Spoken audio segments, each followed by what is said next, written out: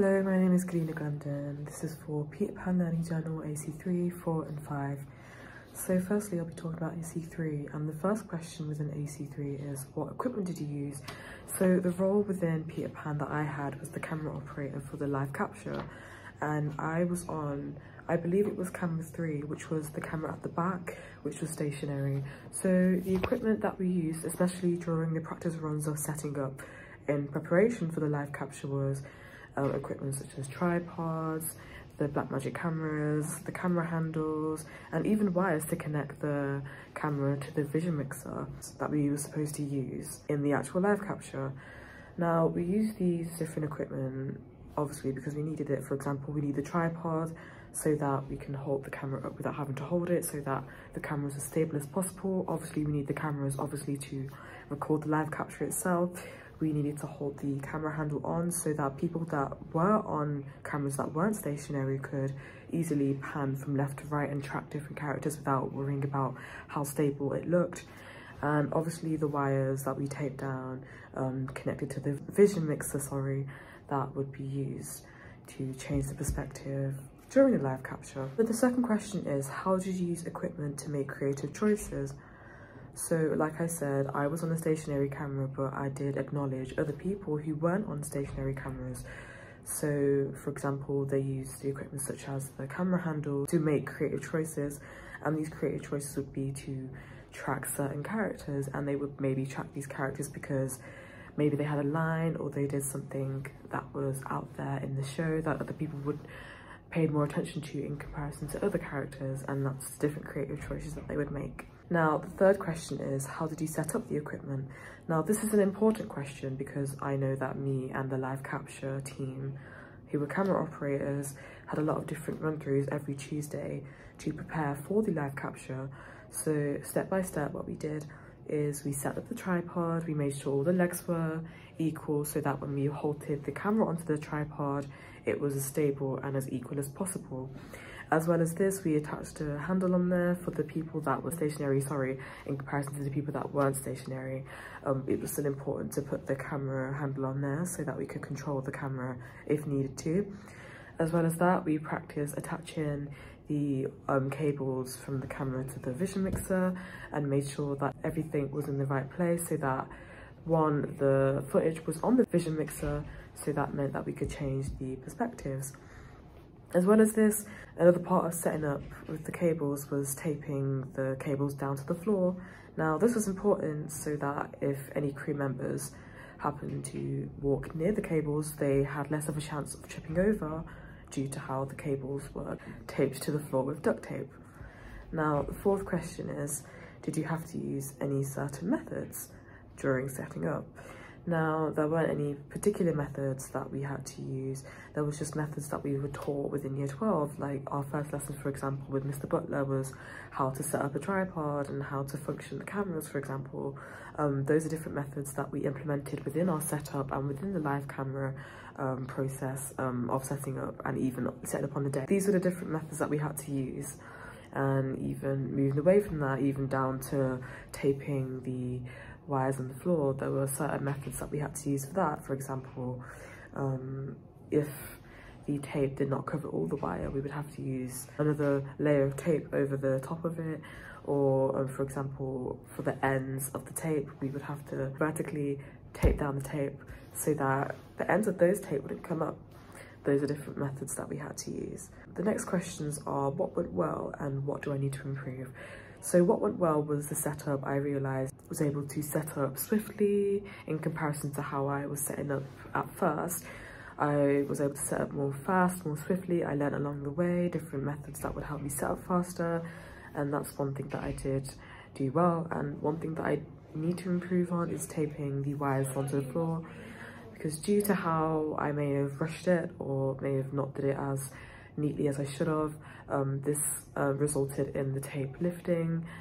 So this is one thing that I need to improve. I need to improve on the how neat I tape these wires down so that it didn't lift, and so that I didn't have to waste more tape trying to tape that tape down, which also means that I can be more sustainable as I'm using less tape. The next question is, what skills did you develop? Like I said, along the whole process of setting up for the few weeks that we had to practice for the actual day, I pretty much developed all my skills in setting up the camera and attaching it to the vision mixer.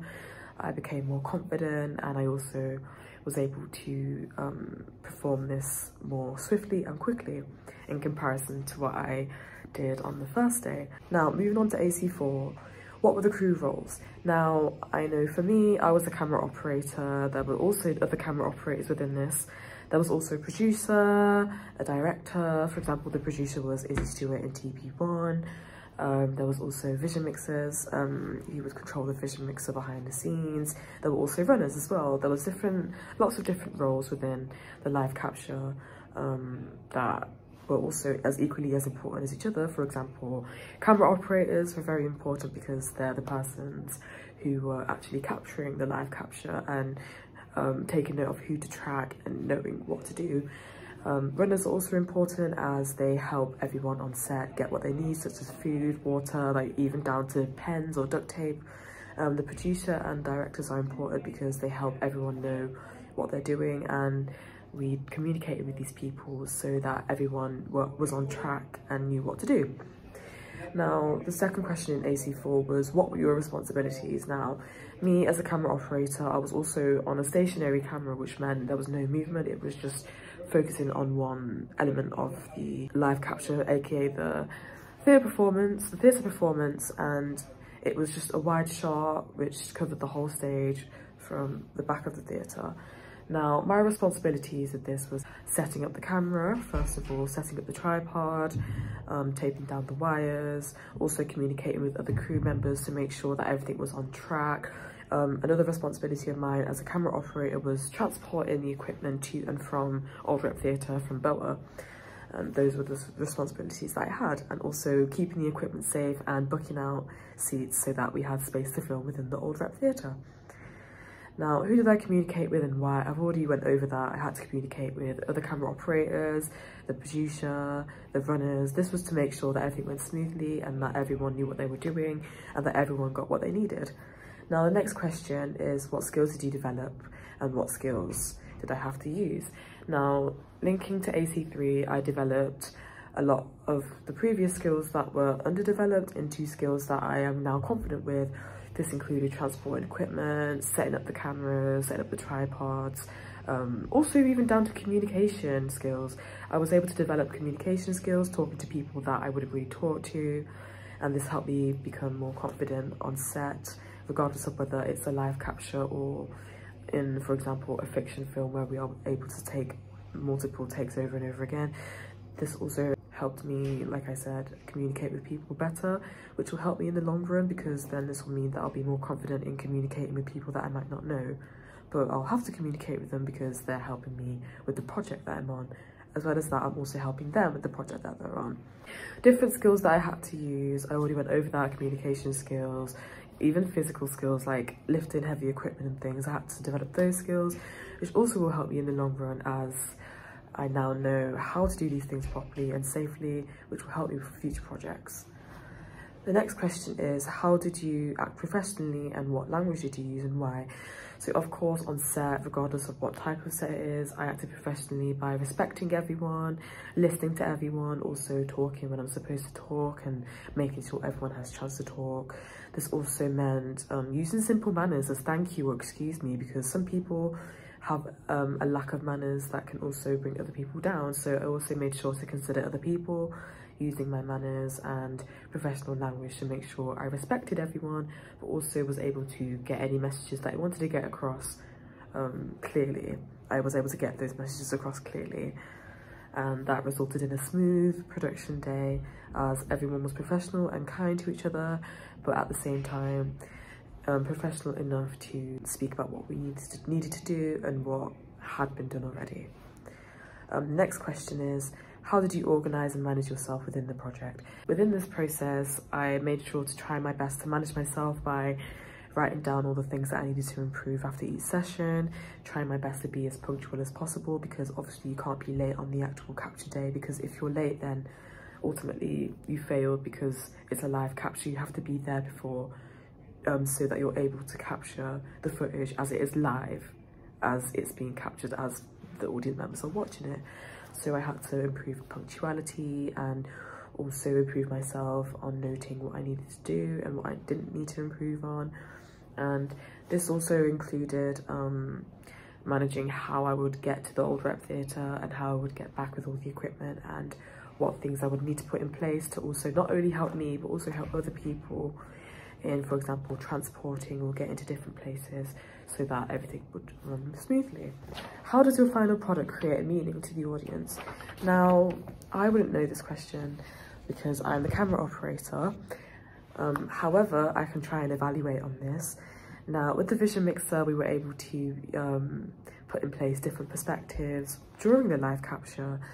And this meant that we were able to capture different perspectives of the play, different characters' perspectives, and this also conveyed a stronger meaning to the characters, from the characters to the audience members, as the audience members were able, like I said, to see different perspectives and see the characters, for example, facial expressions or body language up closer than what they would have seen in comparison to when they're sitting in seats watching it live. They have different perspectives now, meaning that they can watch it from different perspectives from the live capture that we captured. The second question is, how does your final product appeal to your target audience? Now, our target audience would definitely take more interest in the live capture that we captured because, like I mentioned before, they're able to discover new perspectives, see the characters up close. And as well as this, there have been side projects from this live capture that showed the behind the scenes of the Peter Pan live capture. This included being able to be exposed to what the lighting team had to do or the set team had to do. Now, this could appeal to the audience members because, for example, the people that watched Peter Pan more likely are big Peter Pan fans. And the fact that they're able to see behind the scenes of how everything was created, it might appeal to them greatly because they might take great interest in how this was all created.